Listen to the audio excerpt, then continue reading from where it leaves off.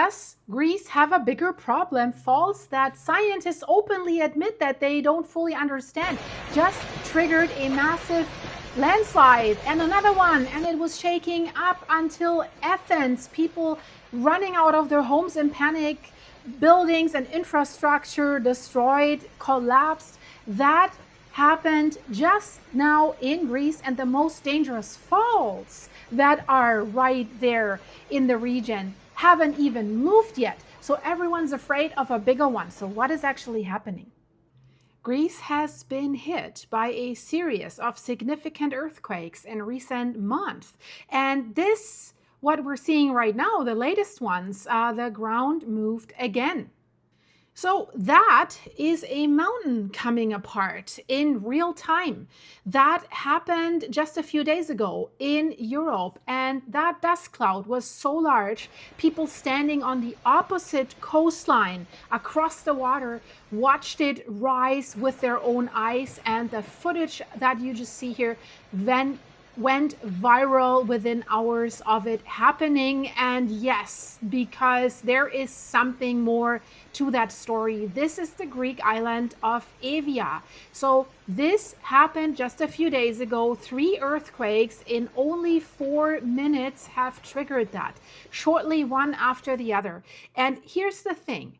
This is not the first time that Greece has shaken like this. It won't be the last either, I have to tell you, unfortunately. And there's fault lines that could all of this make look minor.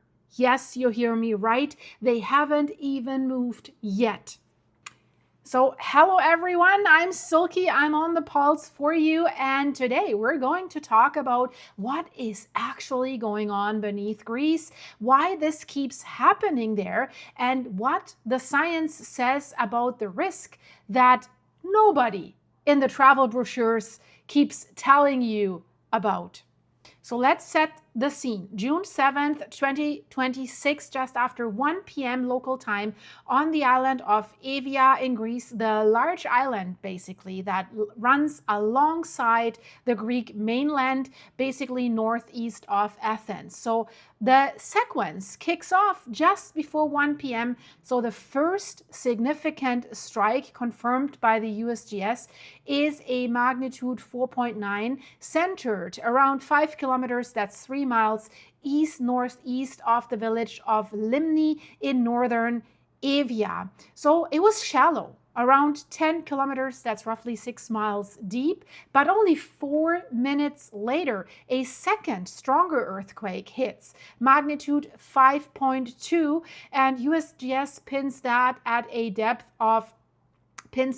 at 7 kilometers, that's 4 miles west of Prokopi, also at the same depth like the other one, 6 miles, 10 kilometers. So guys, that is a different fault segment, slightly further north. So in under 5 minutes, 2 separate points along northern Evia are rupturing at the same time. So what is going on? Between those two, Greek seismic networks also recorded a magnitude 4.3 that falls just below the USGS display threshold. That's why it's not on that map. So the full picture is actually 3 jolts. 3 jolts, 4.9, 4.3, 5.2 clustered in roughly 4 minutes. That is a lot. And that's what residents felt. That's why people ran onto the streets. It was felt as far as Athens. So now, 5.2, if you hear that, that might not sound catastrophic if you're used to hear about magnitude 7 and 8s. We just had a 7.8 in Indonesia, where they at first thought it's a magnitude 9. Lots of devastation, by the way. I'll put the video in the end screen for you.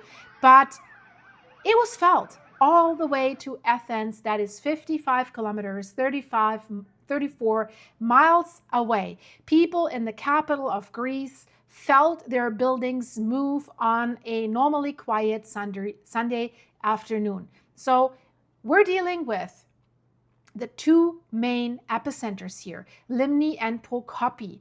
They are about 20 kilometers, that's 12 miles apart. So that is not one small fault slipping in one place. That's a broader fault zone activating along a stretch of Northern Evia. And I'll come back to what that means geologically in a moment because it's very important. So you already saw what the landslides looked like. So let me tell you what they meant on the ground. So the mayor of the affected municipality, Georgios Tsapouniotis, came straight out and said, we have extensive landslides, but no injuries have been recorded. So that's the good news. But extensive landslides on a populated island means something very specific.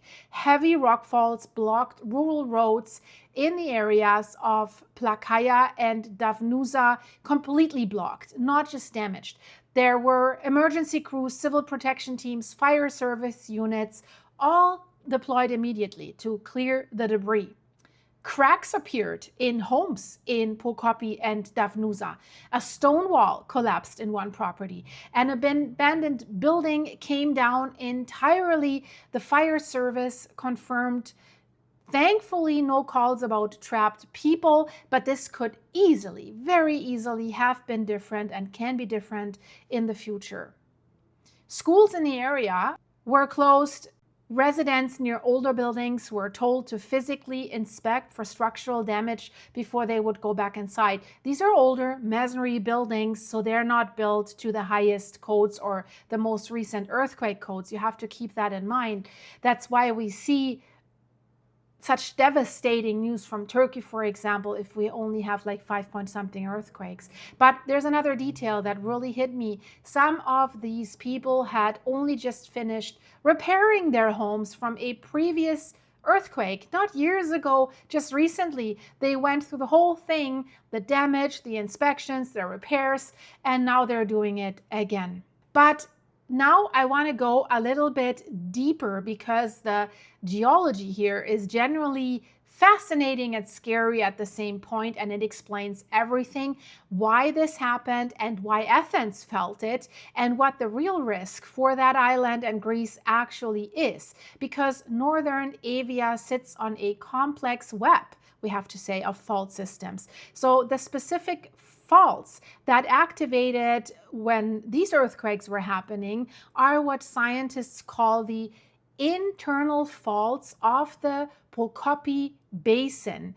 And here's what the University of Athens seismology lab said officially after that cluster of earthquakes. They said these internal faults have limited capacity to generate very large earthquakes.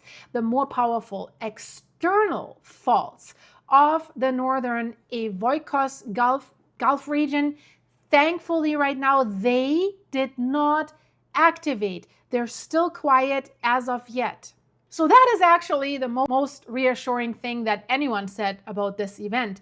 And almost nobody reported it. That is strange, right? The faults capable of doing serious damage held. This time they did, right? What moved were the smaller internal ones, but we know the smaller internal ones can trigger the more dangerous ones. And that's what makes things complicated. I'm telling you now what really matters. There's a study, a peer-reviewed study that was published just this past March by researchers at Kapodistrian University of Athens, and they found something striking. The fault kinematics in this area are actually unclear. So what does that mean? So scientists do not fully understand how these faults move and how they interact because the fault surfaces themselves are poorly preserved, so it's not visible. So they can really tell us what happens next or how big the risk might really be. That's what makes it really, really scary. So they're poorly preserved, they're eroded by the local geology, they're leaving almost no direct physical evidence of past slip. So that means, actually, we're dealing with a fault system that is active, capable, but not fully mapped. That is not good. So when one of the local seismologists, Athanasios Gnakas, went on Greek national television and said there was no preceding seismic sequence to warn us. That's the context behind that statement. No warning. And faults we don't entirely understand. That is a dangerous mix. So the specific structure involved is part of what is known as the Prokopi-Pelion fault zone. That is basically a suite of northeast-southwest oriented fault lines that control how seismicity is distributed across this part of Northern Evia. So they interact with a larger northwest southeast fault. It's called the Derftes fault. That is running actually along the Aegean coast. So when one segment slips, it can stress the others. We know that. That's why two epicenters, here it comes in play, two epicenters, 20 kilometers, 12 miles apart, lit up in or within 4 minutes of each other. And of course, we're asking, okay, why did Athens feel this? There's two reasons. First, the depth. Both quakes were around 10 kilometers, like 6 miles deep. That's still shallow beneath the surface, right? Shallow quakes radiate seismic energy across a wide area much more efficiently than the deep ones do. So second, and this is less obvious, the northern Gulf of Evia acts almost like a seismic corridor towards Athens. Wow, that doesn't sound nice. So the sedimentary basin that is there, that is underneath the Attica region, basically amplifies ground motion rather than absorbing it. So it amplifies it, sends it out. So energy that travels down the Gulf gets boosted when it hits the Athens basin. And that's not a new discovery, by the way. It's the same reason Athens was so badly damaged in the 1999 earthquake, which has also originated northwest of the city. So you can't just say, aha, this is just the island. No. You have to watch out. And the aftermath of these three quakes that we just had, seismologist Vasilis Papazachos was blunt about the risk in the immediate aftermath. He said a stronger earthquake could easily occur. So let that sink in. He urged residents to stay vigilant for at least several days. The historical data that they have suggests that this region's fault cap out around magnitude 5 to 5.5 earthquakes. So the 5.2 is probably, hopefully, the main shock.